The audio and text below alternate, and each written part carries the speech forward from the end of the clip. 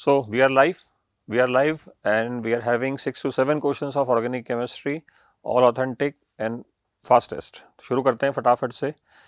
हो सकता है उन बच्चों की थोड़ी मदद हो जाए जो अभी 3 बजे वाला 2 बजे वाला पेपर देंगे. अब तो खैर टाइम निकल गया उनका, बट फिर भी जो कल पेपर देंगे उनकी बेस्ट पॉसिबल अपन हेल्प करने के लिए क्वेश्चंस ले आए हैं. पहला क्वेश्चन देखते हैं.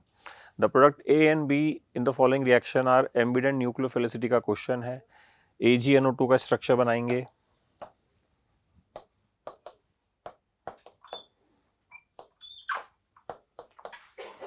करेक्ट और इनकरेक्ट ये आपको देखना है फटाफट से. AgCN का स्ट्रक्चर बनाएंगे.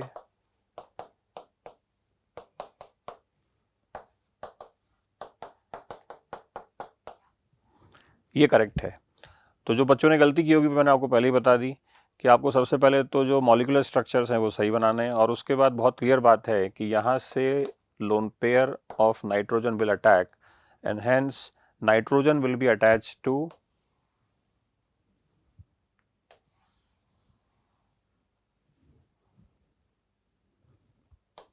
The carbon atom.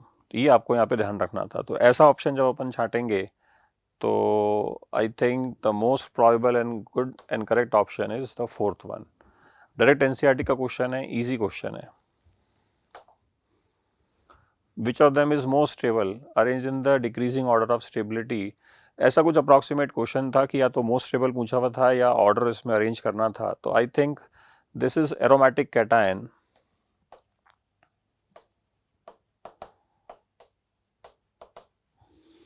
और एरोमेटिक कैटायन के अंदर अपन एक चीज देख सकते हैं कि ये मोस्ट स्टेबल होगा, इसकी रेजोनेंस एनर्जी सबसे ज़्यादा होगी. उसके बाद ये जो तीनों कैटायंस हैं इनमें आपको स्टेबिलिटी ऑर्डर जमाना था. तो A is of course most stable.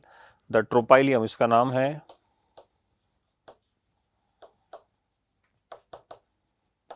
ट्रोपाइलियम ion. उसके बाद आपको simple number of resonance structures देखने थे. तो ये बेंजीन 3 बार यहाँ पे कॉन्जुगेशन करेगी, यहाँ पे 2 बार, और इसमें कोई कॉन्जुगेशन नहीं है. तो it is followed by BDC. So this seems to be the order.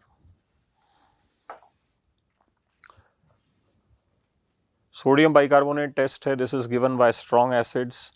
तो हम अगर एक जनरल बात करें तो कार्बोक्सिलिक एसिड्स या उससे जो स्ट्रॉन्ग एसिड्स होते हैं वो इस टेस्ट को देंगे. तो कार्बोक्सिलिक एसिड प्रेजेंट है तो वो दे देगा. अगेन कार्बोक्सिलिक एसिड इसमें प्रेजेंट है तो ये भी दे देगा. पिक्रिक एसिड वैसे तो फिनॉल है, फिनॉल इस टेस्ट को नहीं देंगे, बट 3NO2 का जब -M इफेक्ट लगेगा तो it becomes very very strong acid. Carboxylic acid से ये काफ़ी गुना ज़्यादा स्ट्रॉन्ग एसिड हो जाता है. तो picric acid will definitely give. तो फाइनल आंसर है ACD. ACD that means the second option. Sodium bicarbonate test का नीट एंड क्लीन क्वेश्चन है. How many reagents will give positive test with both above molecules. तो ये एक थोड़ा ठीक question है क्योंकि एसीटोन और एसिटल्डिहाइड के बीच में कंपैरिजन करवाना था कि कौन टेस्ट को पॉजिटिव देगा कौन नेगेटिव देगा. तो आई थिंक या कौन रिएक्शन देगा और नहीं देगा इस बारे में इन्होंने कुछ पूछा है. तो आई थिंक जेई मेन का पर्पस फिलहाल ये रहा है. पर्पस उनका ये रहा है कि वो एक ही सवाल के अंदर कुछ 5-6 रिएक्शंस आपसे पूछना चाहते हैं. तो एक बार उसको देखते हैं. एल्डोल कंडेंसेशन ये मॉलिक्यूल दे देगा और ये भी दे देगा. इनफैक्ट एल्डिहाइड्स तो बहुत फास्ट दे देंगे. केनिजारो रिएक्शन दोनों ही नहीं देंगे. अल्फा H दोनों के अंदर है. क्लेमेंसन रिडक्शन भी दोनों दे देंगे. आयोडोफॉर्म टेस्ट भी दोनों दे देंगे क्योंकि आयोडोफॉर्म टेस्ट के लिए हमारे पास CH3CO यूनिट होनी चाहिए and that is present in both of them, CH3CO, CH3CO. Tollens reagent test is not given by ketones but given by aldehyde. Failing is the same, not given by ketones. तो इसमें best possible answer है वो E और F होंगे. तो how many of the पूछा था, अगर इंटीजर में आंसर था तो 2 रख दीजिएगा. या जैसा भी क्वेश्चन होगा, बेसिकली मेमोरी बेस्ड क्वेश्चन हैं ये. तो पर्पस इनका है कि एक बार पेपर को अपन ये देखना कि क्वेश्चंस का लेवल क्या था. ये डेफिनेटली बहुत अच्छा क्वेश्चन है।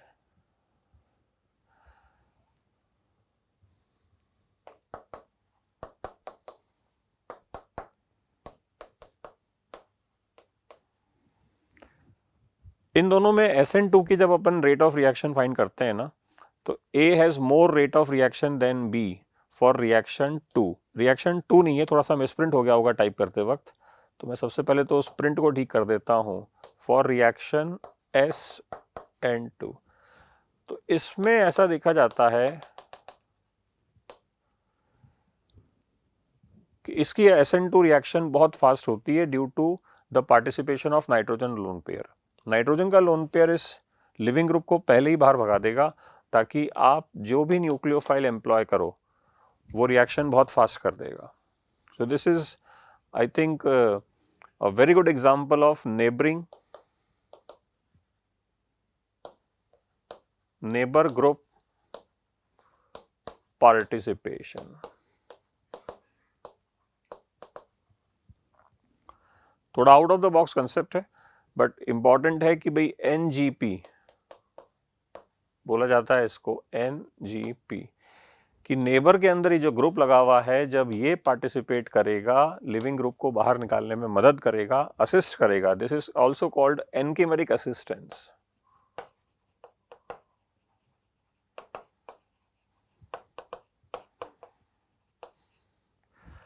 तो अपन कह सकते हैं कि भाई ऐसा होने के कारण रेट ऑफ रिएक्शन फास्ट हो जाती है, जबकि इसमें ऐसा कोई लोन पेयर यहाँ पे नहीं है, so there is no assistance. In fact ये असिस्टेंस तो छोड़िए, तो हिंड्रेंस क्रिएट कर रहे हैं। हिंड्रेंस रिलेटिव है, मतलब आप कहेंगे सर लिविंग ग्रुप से बहुत दूर है तो हिंड्रेंस काउंट तो नहीं होना चाहिए, बट रिलेटिवली बात कर रहे हैं, तो डेफिनेटली ये बहुत फास्ट रिएक्शन शो करता है इसके रेस्पेक्ट में। That is the point of reaction. तो अब ऑप्शंस पढ़ते हैं। A has more rate of reaction than B। A has more rate of reaction than B, ये गलत है, स्टेटमेंट 1 गलत है। और intramolecular reaction is given by B के अंदर एक इंट्रामोलिकुलर रिएक्शन तो हो रही है, इसमें कोई गलत बात तो नहीं लग रही है। पूरा स्टेटमेंट क्या था एग्जैक्ट देख लीजिएगा, बट इंट्रामोलिकुलर असिस्टेंस तो मिला है, तो enhance rate of reaction increases, S2 सही है। तो statement 1 is false and 2 is true, 4th इसका आंसर हो जाएगा। लास्टली अपन लेके चलते हैं एरोमेटिक का क्वेश्चन है, बट इसमें बेंजीन जरूर है, बट एज सच कोई एरोमेटिक इन्वॉल्व नहीं हो रहा। OH माइनस इसके अंदर सब्स्टिट्यूशन ऑफर करेगा, फिनॉल बन जाएगा। मीडियम बेसिक है तो phenol will be converted into phenoxide ion, और ये CO2 के साथ Schmidt reaction, Kolbe reaction show करेगा।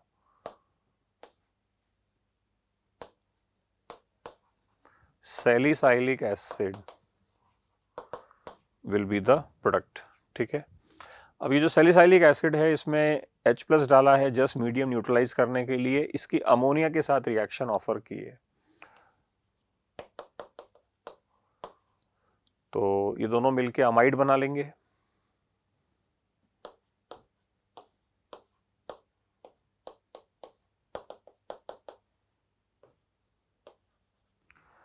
और अब ये जो प्रोडक्ट बना है, दिस इज A की रिएक्शन फिर आप देखिए करवाई ब्रोमीन NaOH के साथ, तो I think this is none other than Hofmann's degradation. तो आपको अमाइड को चेंज करना था NH2 के अंदर, तो ये प्रोडक्ट बना हुआ था। इसका मोलर मास इन्होंने पूछा हुआ है, you can report the molar mass, the answer is given. ये चीज़ें हैं बच्चों, ठीक है। तो ये ऑलमोस्ट 6 क्वेश्चंस हम लोगों ने डिकोड कर लिए हैं, और इससे ये समझ में आता है कि organic moderate to easy pattern पे है। अगर आप पढ़ के जाएंगे तो मुझे नहीं लगता कि इनमें से कोई भी क्वेश्चन छोड़ने लायक था। That is all, keep learning.